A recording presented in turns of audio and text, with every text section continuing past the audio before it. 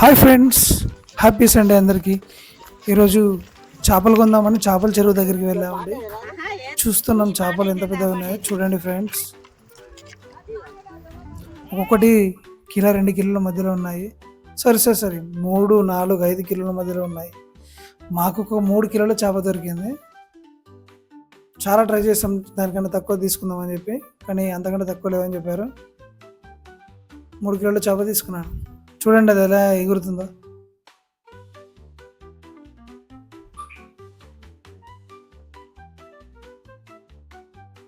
చివరికి ఎలాగోలాగా ఆ 3 కిలోల చేప తీసుకున్నాను.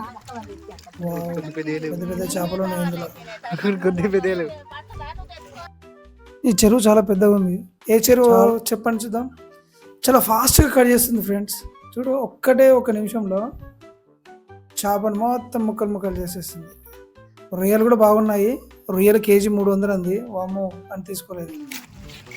మొత్తానికి చేప మొత్తం కోయించుకున్నాము. చలో,